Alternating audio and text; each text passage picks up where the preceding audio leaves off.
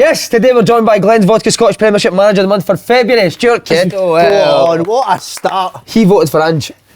Voted me, No, we did vote for And you, you've got mate, your jacket on, which is brilliant. I've not had this after about 2 Neil, weeks. Ange, go on, mate. This is what I'd be. If I was a manager, this is what I would. This would be my clobber.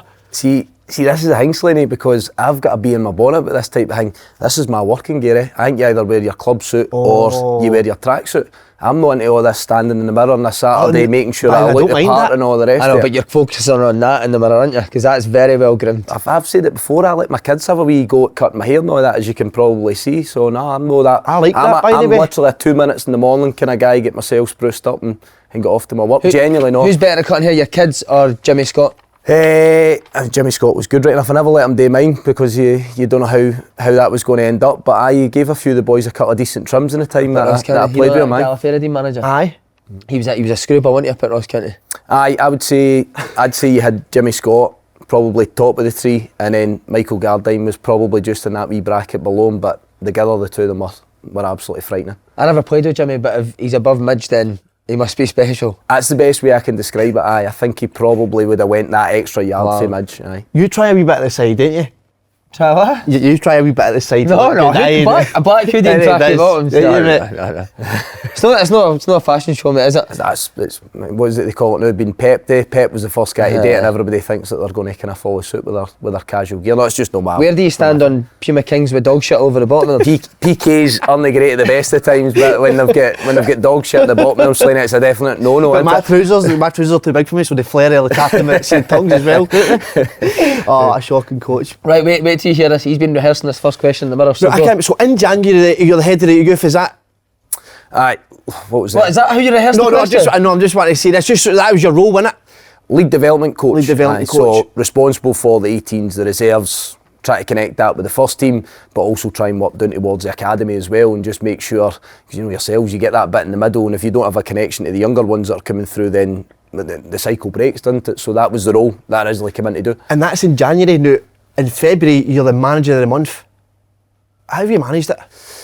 To be honest, again, this is the serious part of it. I never at any point come in to try and be the manager of Motherwell. Right. I genuinely didn't, and it's important that I think that people understand that as well, because I'm big on the integrity factor. I'm big on what was the job you came in to do, and I've been dead clear on that. I never come to be the manager, but you guys will know that if you get that opportunity and the situations falls as it did here, I think probably in it as well was the fact that I had been a manager and I had been a manager in the Premier League in Scotland, then maybe people put two and two together and think you must be alluding to that. Again. I wasn't. I genuinely wasn't. Again, I'd been out the game for 20 months other than a wee bit with the media work, and for me it was just really looking forward to getting back in with what kind of been my passion, was developing players, working with younger players and trying to see if we can progress them through. So see, with your previous role, how much of the first team did you get to see? Because I know you done the radio on Saturday, so did you not get to see the first team playing on Saturday? Virtually nothing, no, I didn't. Virtually nothing. One or two wee sessions here and there if we had some of the young boys involved. Out with that, there was an agreement with the football club that I was doing, we can open all mics, maybe bits of sports scene and that type of thing, so I wasn't working at the football club Saturday and Sunday, and again the club were great with that. They knew, and it was important again, I was transparent in that. I was saying that that's what I still wanted to do at the weekend, but also try and get on the pitch during the weekend. It fell in with the kind of cycle of what happened with the development kids, the 18s, the reserve guys, so that was fine. But obviously as the situation changes and you're asked to take the team, then your mind starts to go into something else, and you know that your working week looks different and all the rest of it. Derek Ferguson loved him. Aye, he loves John up all mates. I thought, again, I spent a wee bit of time with him at games, and see all pissed, isn't it? I'm not going to say that. See all these guys, I love that different side of it, for management, coaching. You see a different angle, you definitely see a different side of it, and especially working with guys like Derek, loads of boys, Alan Preston, Willie Miller, all these types of guys that have got an absolute wealth of experience, and you take bits from them, no doubt about it, take bits from them. See when Hammy leaves, see at that point, are you think, is there a wee thought you said they might ask me now to be the sort of caretaker manager? To be honest, again, Slaney, I didn't really think about it, because that Saturday was kind of tied up after. Packy Bonner tied up, didn't it? Like you did it tonight. Sorry. That Saturday, everything was a wee bit of a blur, I suppose, in that I didn't know what was happening in the situation of the club. I was asked to take the team before the club made a statement, and generally I was thinking about, I knew there was a game coming on the Wednesday, so I'm looking at a situation. You never say no, do you? But I think, I suppose, the obvious choice at the time would have been myself, maybe having experience in doing it before. But we're also really limited with the full-time football staff that we have at the football club. Even to now, we're probably one or two short of where we can be. Good getting Stevie Ferguson in, and Neil Alexander, goalie coach, Davy Clarkson's been helping us, but probably when you look at most of the clubs in the top flight, we're probably one or two members of staff short. So I think that maybe made it the easiest option for the club as well at the time. But see that when you come in sort of as the caretaker, was there talk of you being the actual manager?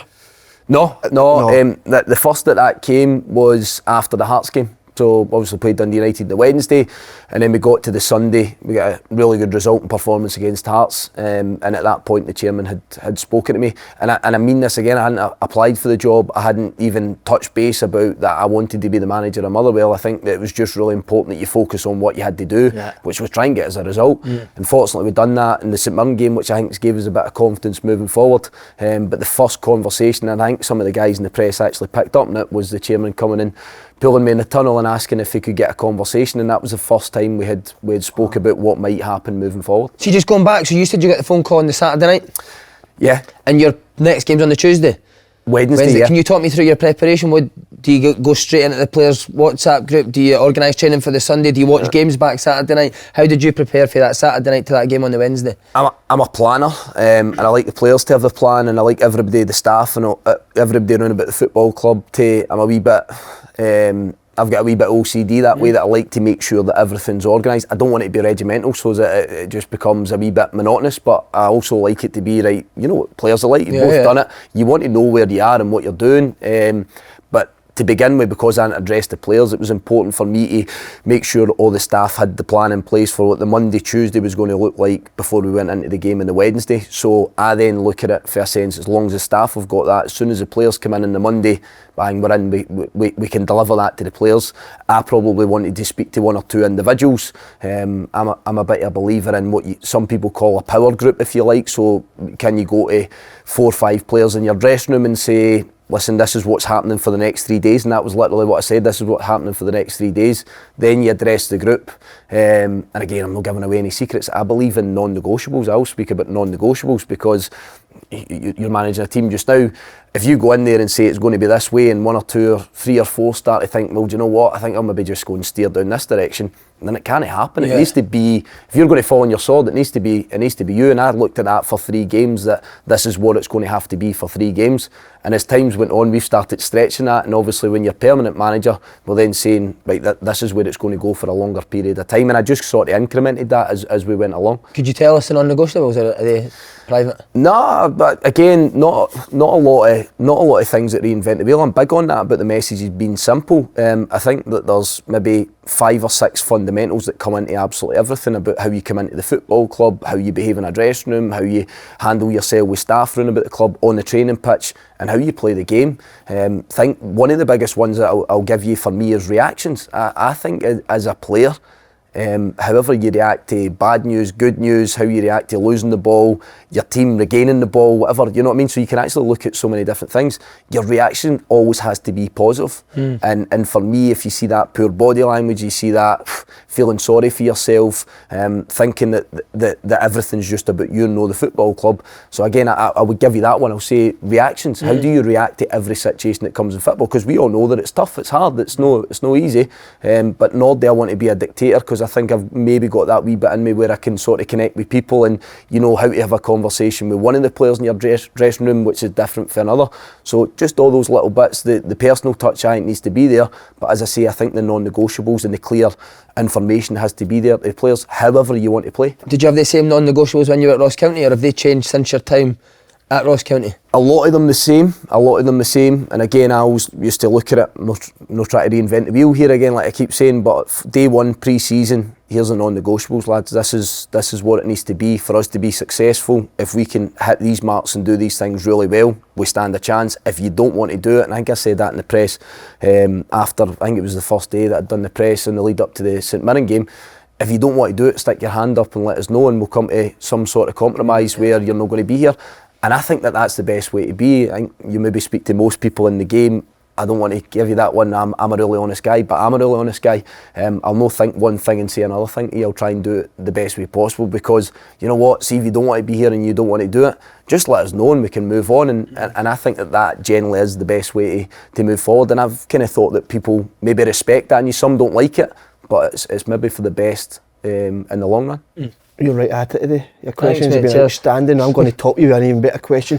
See, looking at looking at the Motherwell team before you came in, it looked like they were short of confidence. Was that a worry for you coming in, that you need to, I mean, how am I going to pick these boys up, or how do you do it? Was that a worry for you? Again, you kind of look at, see, the first thing I thought about is how am I going to shape up a team to play against St Mirren? How's that going to look? One of the first things that I had in my head was that I felt that we probably had to get to 2 strikers. Now again, we've been playing 3-5-2 and a couple of different variations. Sorry, is that through watching video that you've came to that realisation? Nah, you said you never got to see much of the team. Nah, I was probably just looking at the players, because again, you know what it's like, but we're all obsessed by the game in this country. You could tell you something about all the players, so I knew something about all the players that were in the group, but I probably just had the first thing in my head was that I needed to play a system that got to 2 strikers. I wasn't set that was a back 3, that might have been a 4, it might have been whatever way I wanted to shape it, but that was the first thing that I felt we had to get to, because I felt that we had to be that goal threat and make sure that we had a platform to play for. But the flip side of it as well, when you go the other way, is we need to stop conceding silly goals. So sometimes that's where you get to on that base. And I keep saying it as well, it's been 3-5-2 or variations of 3-5-2. That's not necessarily my go-to. That's not necessarily what I would normally do. But I think sometimes the players lead you to the solution. Yeah, I do. And I think that probably a wee bit that going about a lot, especially for clubs like Motherwell. You speak about Ross County, having been there. I don't think it's one size fits all. I don't think you can always just sit there and say it's plan A only and that's how we're going to do it. And I know there's a lot of people in the game that have a different opinion. I think that's all right when you're Celtic and teams like Rangers maybe, and you dominate. You can bring top players another time. Top players, 70% of the ball, you can really stick to it, can't you? But if we're then dealing with 45-50%, then those turnovers and those transitions are different. So I think we need to be able to react to moments in the game in different opposition. So that's again how I look at the game, and that's probably where I got to with that first team selection as well. Talk about being on it. Wow. You're on fire here, keep it going, mate. So I want to ask this as well, do you set targets? When you first came in here, was a target of we need to stay up, and has that changed now that you've maybe put 3 good results together? Yeah, I think that was I keep going back to, all I wanted to do was try and get a result with the players on that Wednesday against St Mirren. You get that, you're asked to take the team on the Sunday, and then it's a case of, right, let's go and see if we can add, because I think we'd only won 1 game at home all season to that point. You win your second one on the Wednesday and you're saying, right, 1 comes quickly, let's go and see if we can try and hit that marker again. And when you do and you play against a good team like Hearts, then that allows you to start to think a wee bit further ahead. Obviously my own situation helps that as well, that you're now the manager, but then I think that looking too far beyond that, I think we really need to look for whatever is the next 10-11 games that we've got left in this season. Not to be negative, but I think that we need to try and get this bit right before you can then really start. I'm doing bits in the background just now with a lot of the staff that are here in terms of thinking about what do you want to look like moving forward and what players might help that, you know, that type of recruitment stuff. So you're doing that quietly in the background, but I can't really take my focus off of what needs to happen just now. Yeah. See, when you left Ross County, you had a couple of you took a couple of years out of the game, but did you still stay in the game and sort of maybe go and watch sessions or?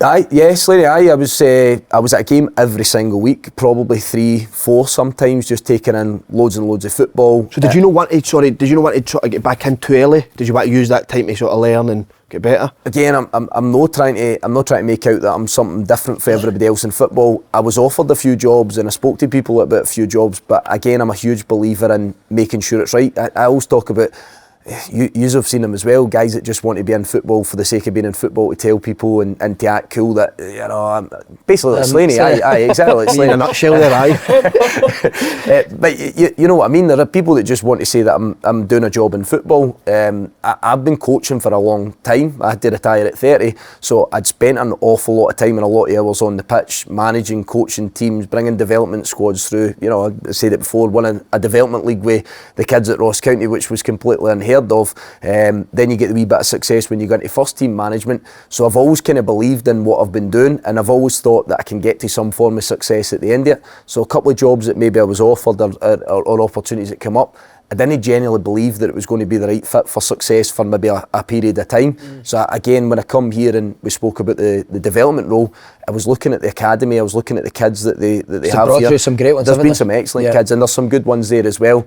There's been some poor ones along the way as well. There's been some bad ones, but I believed in it, and I thought that there was a pathway. Obviously, Stevie Hamill and Brian Kerr were manager and assistant at the time, so that connection's there again into the academy, where you feel they're going to give these kids an opportunity. Then one or two did get an opportunity, which is great.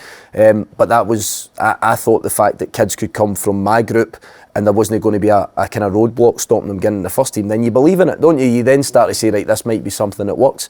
So that was where that decision came. And then obviously with the job, it took a couple of days as well to agree something with the football club. It wasn't I didn't want to do the job, because I did right for the very start, but I think it was also important that I kind of sell my vision of what I think can come next as well. It's not just a case of take it because it's there and find out what happens after it. I think you need to really believe in what you're doing and how you're going to get there.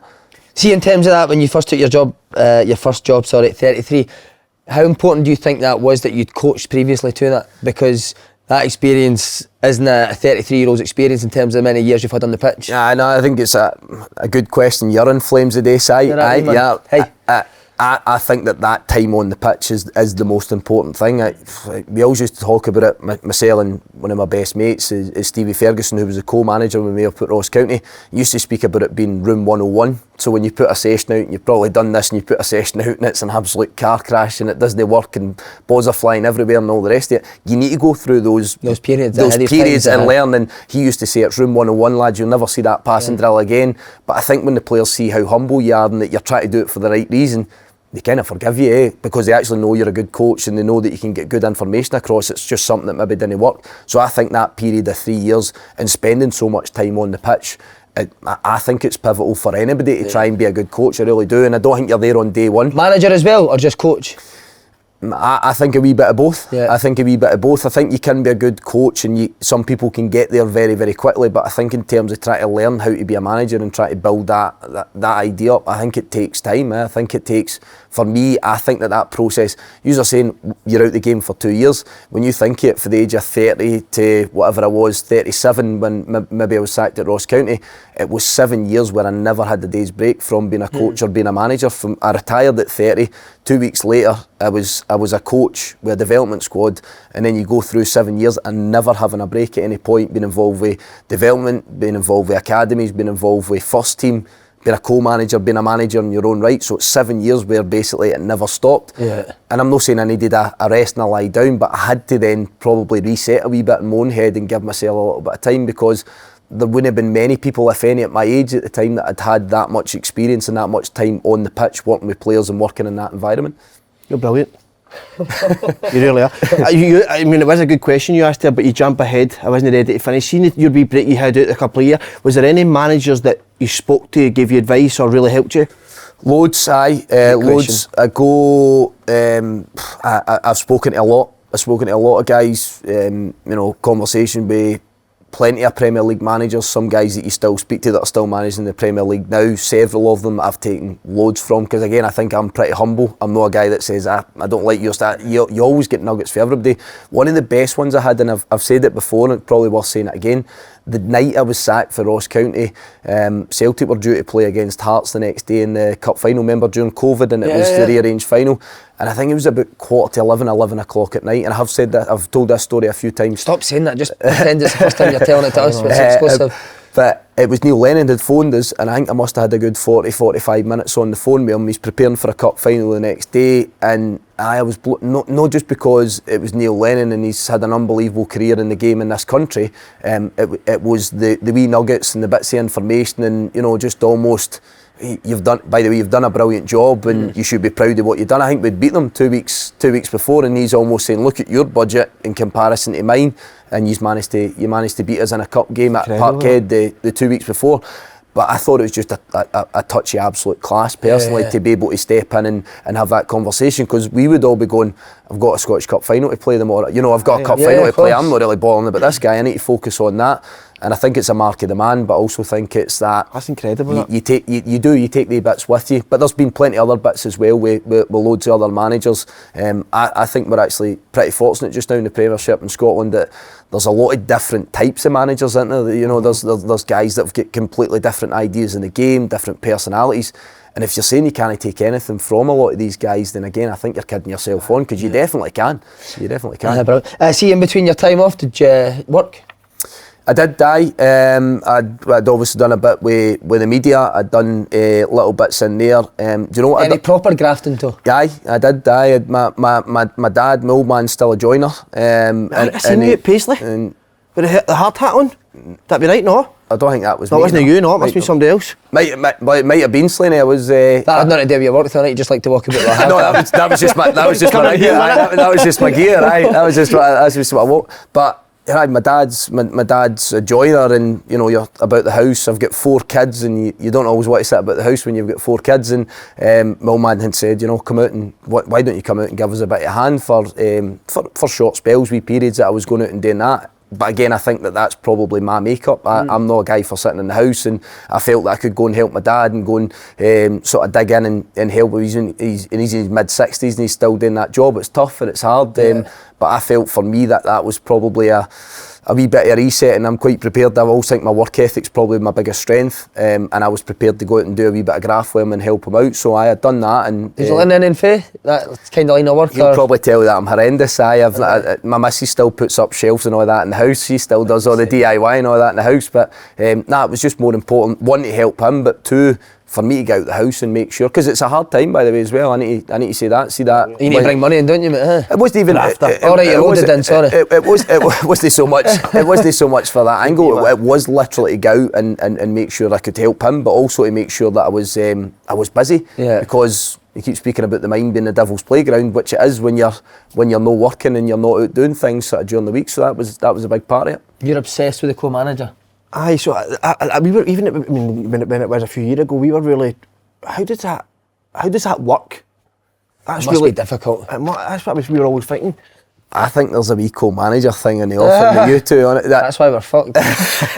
I think people will never understand it, and I'll say this again. At Ross County at the time, it worked. It fit. You know, I shared the office with Stevie Ferguson for a couple of years before. There was a friendship, but there was a definite understanding that our ideas and our vision in the game was very, very similar. We didn't have an assistant, so there was no assistant manager at the football club. It was co-manager, and that was it. We were both really comfortable at taking sessions. He's a brilliant coach, absolutely tremendous coach. He was actually coached me when I played, but we could both deliver in the park. We could both do video analysis. We could both hold a team meeting. We could both do a team talk. We could do a half-time bit. So I actually felt that it was kind of the yin to the yang. We sort of dovetailed really well, where he knew when to speak and maybe be the angry guy, and I could maybe come in and pat people in the back and pick folk up. And I think it's really important that you're both not wanting to be the same person and the same thing at the same time, because see, if you do, it doesn't work, because the message and the ideas just clash all the time. So we felt it worked really, really well. Roy McGregor, the chairman, eventually wanted Stevie to go and become the chief executive, which he still is just now. I've had loads of people saying, how does it work? How can that possibly be the case? But I think you maybe know 1 or 2 of the boys in the dressing room. I think the majority of the boys would probably tell you that it did, and it dovetailed, but we probably both had the skill set where we could be the manager full on at one point, but you could also dip down and be the support as well on the other hand. But so say for example, one is thought, like, we want to go for it today, or the other one said, no, we need to sit. How do you come to a conclusion to get that? So we used to have a wee thing where we spoke about sleeping on it all the time. So see, if it's your team selection, we would always name our team on a Friday. So on a Thursday, you're saying you play one player and I'm saying you play the other player. By the time you come in, normally on the phone to ridiculous times at night anyway, but you would have to make that firm case to say that you think that that's the right call for the specific reason.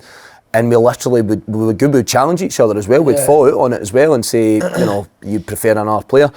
And that's kind of where it went. And see, when you were really strong in that mindset to say, I think it's this guy to do this role, generally the other one, if they were maybe not quite as sure, you go, right, it's almost, I'll give you that one, that's that challenge, and I'll give you that one. But I had a couple of good examples in games as well.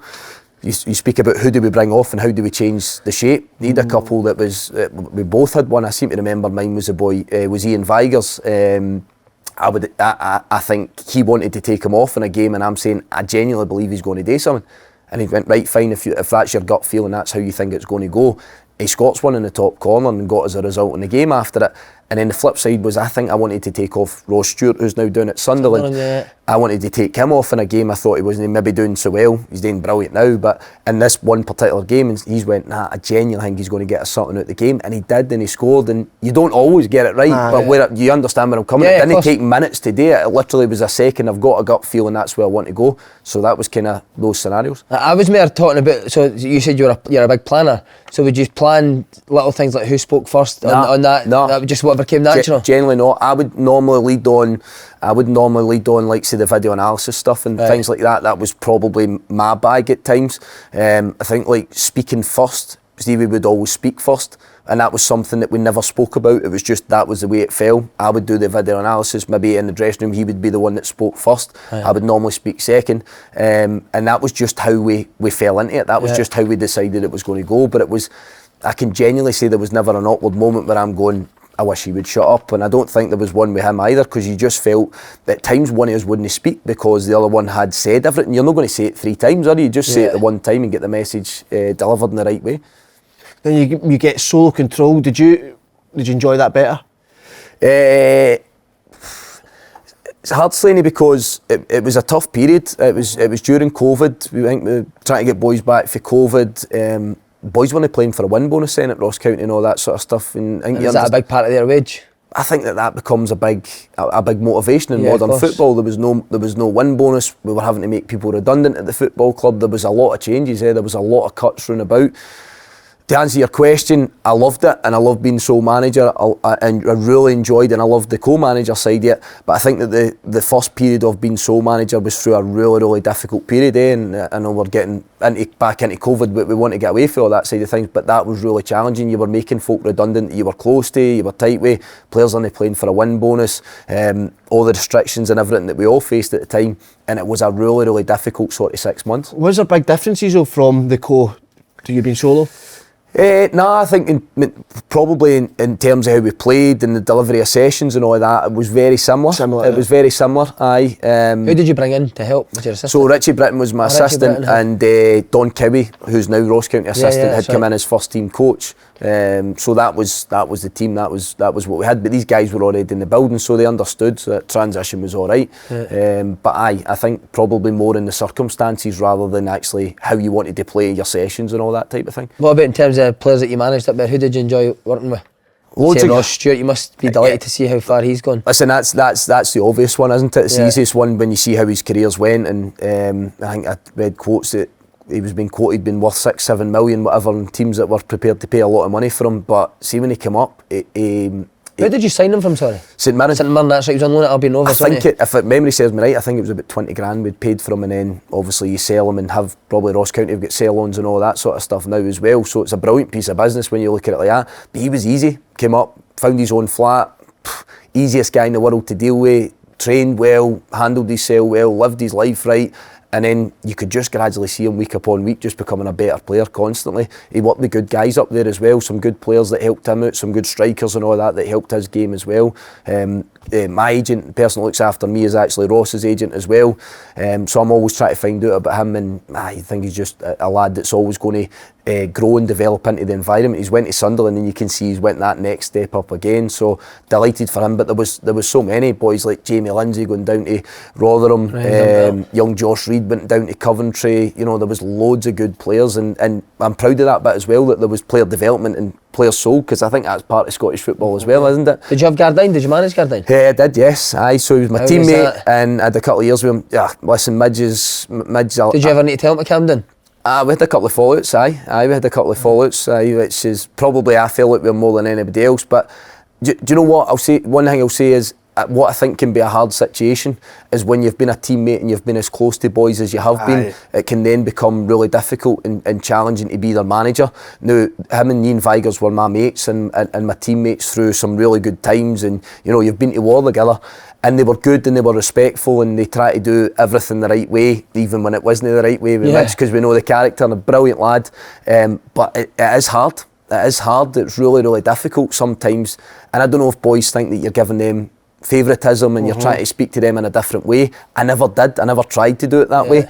But you boys know, again, when you share a dressing room with somebody, you've kind of got that bond. It's a different situation for, like say I speak about it here, I don't have a relationship or I hadn't any relationship with the players, so it's quite easy to come in that blank canvas, where it can be a wee bit more difficult, I think, if you've actually played with somebody and you've shared the dressing room with them. So you never jobbied in your shoes as a manager?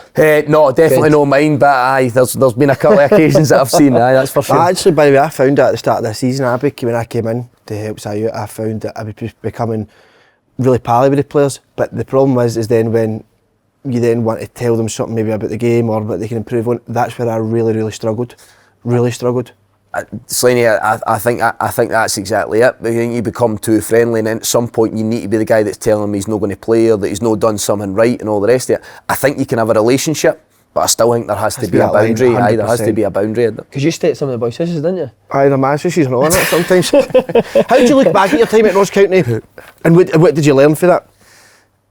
As a whole, as a player, or just as a manager? As a manager. Just as a manager, I loved it. I think my first full season in management, as co-manager, we won 2 trophies, Challenge Cup and the Championship title, which was brilliant. Second year, you keep Ross County in the Premier League, which was hard again. It was difficult. That was in the lead up to COVID and all that. But I think that was a major kind of milestone, being able to take them straight back up, but also keep them there. And then, like I said, that third season become a wee bit harder, maybe with the circumstances and things that were happening. But I wouldn't change it for the world. I'm glad I'd done it at the time that I'd done it. In terms of my family and where we stayed at the time and all that, it's a brilliant place to live. It's as a way of life to be a coach, a manager, or a player. I think it's a brilliant place to do that. But I also feel that this last kind of 20 months between me getting back into the game, I also think you take bits and you learn aspects that you would maybe tweak and change and do it different. Can we ask what they are? Again, I think probably not being trying to be a little bit more flexible in your approach and how you want to manage, and I mean that again, Si, by not just getting fixed to it must be like this, because again, when you're outside that top bracket club, I think we keep using the word hybrid and being able to adjust and play in a different way, then that's maybe one of the things that I've learned to swallow your pride a wee bit and come up with the best solution for the game, rather than this is how I need to play all the time. And I think that comes through time as well, because I think when I first started coaching, I was all about building the play for the back. I was all about you have to play through the thirds, open, expansive football, and then you change. Sometimes you change. It's not to say that you won't do that. It's just that sometimes to be in the job, you need to get the right result that allows you to sort of add the layers on and get there. Right. And you also said about giving other people more responsibility in terms of your coaches. Yep. Again, I probably am, and a little bit of a control freak, and the guy that wants to do everything. There's not enough time to do everything. You definitely have to delegate, and I think that I took so much responsibility up north. So you're asking maybe bits that have changed for me. There was no head of recruitment. I'd done with Stevie Ferguson. We'd done all the recruitment, speaking to the agents, signing all the players, relocating them, all that type of stuff, dealing with the contracts, all these aspects. Is a big job, as well as coaching and picking a team. But then I think when you come to, like say, Motherwell, a lot of these jobs and a lot of these tasks are taken care of, so it allows you a wee bit more focus on what matters. Right, as a player, I don't think you know this, but he was a dirty bastard. You told me that earlier, aye? In what way? But fuck you, wouldn't you? In what way? Was that your draw on the team? Was it very much get it and give it? Aye. I was a destroyer. I was a destroyer of the team. I was the guy that would fight with me in shadow and fight with Derek. But every team had it then. Every team had a player that done that job in the team. I was probably as fit as anybody on a park. I would be able to run box to box, but I was a decoy runner. You know that one. Don't give me the ball. I was just going to take somebody out of the way. But no, that was my role in the team. And I think. Would you play just if you're a manager? Would you play yourself? In this Motherwell team? I think every team still needs a player like it, but I think they're totally different now. So I can't remember how many red cards I got in my career, 13, 14 red cards or something like that in my career, something ridiculous like that. I don't think the game is that anymore, but I still think you can do it in a similar type of way where you need guys that can get the ball back. They do. Part of the game, of course it is. See, as a player, what manager had the biggest influence on you? Yeah, Billy Stark. Spoke to him earlier on. Unbelievable coach. Unbelievable coach. At Scotland, how good? Phenomenal. Absolutely phenomenal. Just the way he used to think about the game, and at the sessions and everything about it, I thought the guy was first class. I thought he was brilliant, and I still do to this day. Yeah, he was Tommy Burns stuff. They were Yeah, all the same way. They were doing that free-flowing football, wingers in, fullbacks high, when we were kids. Yeah, I remember growing up through that spell with that Celtic team, Tommy Burns, Billy Stark. The football they played at the time was phenomenal. Yeah. John Bomber Brown, your manager at Clyde, made you captain. What was he like? Brilliant again. Great character. I thought he was a great character. You knew where he stood with him. Did you ever get a dressing down for him? It was tough. I had one or two who liked me, to be fair. I do remember Willie McLaren. I don't know if you remember. Willie the winger. Willie McLaren, what player he was. Yeah, good player. I don't know if you remember it, but what I remember, Willie McLaren literally getting pinned up on the hook in the dressing room. Now people say, oh, he picked him up. No, he picked him up and he hooked him on. Willie's legs dangling. But John Brown was good. I like him and still see him out at games and all that now. He's still doing a bit of scouting now. Because he played at Motherwell, didn't he, John Brown? No. Dundee, Rangers. I knew he was at Dundee. That's a bad one. Oh, sorry about that. Sorry about that. It's really bad. What was it like working under Derek Adams? With a lot of success, Slaney. Brilliant period. Again, Scottish Cup final, won the championship, kind of a canter at the time, 40 games unbeaten, 5th place finish with Ross County in the Premier League in our first year. The success was phenomenal. It genuinely was. And I spoke about this recently as well, that everybody was on the same money.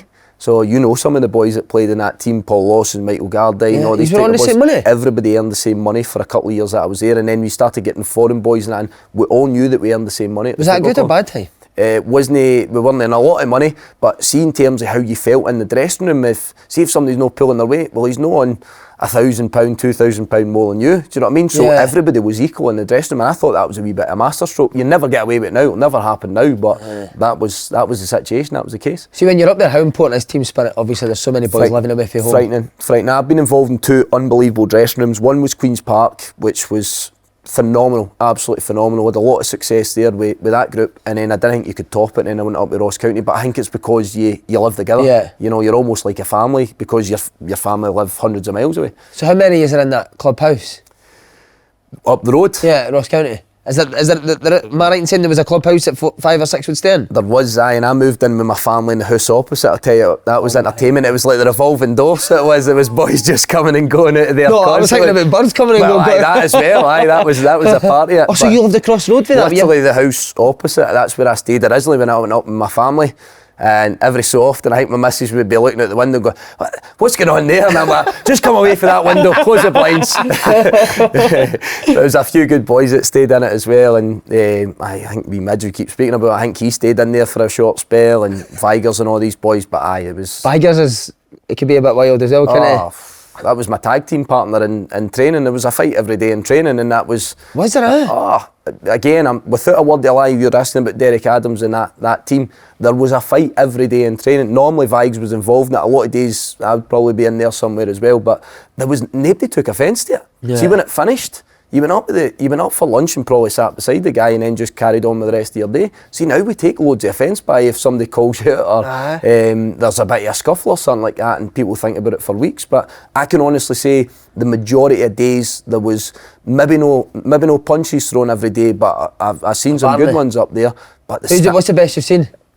Best fight you've seen? Come on. I've been involved in a couple myself. I think one of the best ones, one of the funniest ones I've ever seen was Ian Vigers and big Stevie Watt. I don't know if you remember big centre back. Was at Chelsea and all that. Right, big Stevie Watt. I tell you, that's a mismatch now. Well, you'd think, but the two of them have come together, and brilliant. They've keeled over. They've collapsed on the ground, and at that I was always trying to pull them apart. And I can't remember what way about it was. I think it might have been Vigs on top of Big Watty, and he's on top of him, and we're pulling him off, but he's got him by the balls, So as he's trying to pull him off, he's and it's screaming and all the rest of it. That was comedy value. But they were good pals. But it was just that something happened in the session, and the two of them started going at it. So it was brilliant. It was good. Because did you ever get the Gardine scissor tackle? Nah, he wasn't brave enough to do that. But he's funny in that, mate. He's a nasty bastard. His catchphrase to me every single day in training was, "It's no rugby, mate. We're playing, it's football." That was his catchphrase all the time, because you couldn't get the ball from him. So was there no story smashed Scott Leach, Midge? When Scottish manager and he joined in? I wasn't there, but I heard that I think he spent the rest of the session chasing him round about Dingwall trying to get a hold of him. Aye. See, as a manager, do you like characters in your dressing room? Love it, Slaney. I think you need it. I think everybody says now that we need characters in dressing rooms, and then see when you get them, I think we're then scared of them. Yeah. I think you need it, but professionalism and all the rest of it, be switched on when the game comes. But one of my favourite aspects is that you're a personality in the dressing room. You need it. You need it. That's where. When times are hard, what do you do? Do we sit there like it's a morgue, or do we actually go and try and enjoy ourselves? There has to be an element of that too. Yeah, definitely. Last question: what your hopes for the season and beyond for Motherwell? It's just important that the politically correct answer is that we stay in the league. But when we look at where we were three weeks ago, everybody had us as cannon fodder and we were going down. So I think first and foremost we need to make sure we're in the Premiership. And then there, you look at the club, the players, the people. I definitely think that there's something there to build on. Hopefully we can keep a run going that we're on just now. And then if we do that, who knows, we can start to move up and progress up this league. But it's been good so far. Hopefully we can continue. Stuart Kettlewell. No. Last ever meal. Starter, main, dessert. Oh, good. Starter, main, dessert. I like to see. You stay Cumbernauld, mate. This is interesting. This will be grim. No, I'm a foodie. Eh? Oh, you're right. Come on, let's hear it. I'll go scallops to start. That's mine. There you go. You two can sit at the go same scallops, table. and then do you know what? I think I would go with a fillet steak of some description there after. Which sauce here? That peppercorn? Aye. Any sides? I don't know, they thought maybe dauphinoise potato or something like that on the side. Tender stem broccoli? Aye, I would have that, aye. Caramelised carrots? Nah, you're taking that too far. I'd have garlic lobster on the side of that as well. Would you? Wee surf and turf? Yeah, wee surf and turf. Good. I guess you used to go for dinner. Dessert? Nah. I'm no sweet person. What about a cheese board or something? Nah, I would eat my weight in the starter and the main course, and then I'd probably leave it at the back. And then your last drink to wash it all down with? Say Glen's vodka. Glen's vodka, obviously, aye. But see, they've just said to you can play one last ever song as well when you're sitting there having your last meal. Which song of your choice? That'd be something with Bruce Springsteen, Slaney. Oh, like the boss. Like a wee bit of the boss. Amazing. Aye. Kettlewell, what a man. Stuart Kettlewell. Thanks very much. Cheers. Slaney. Brilliant, Thanks. mate. Top man.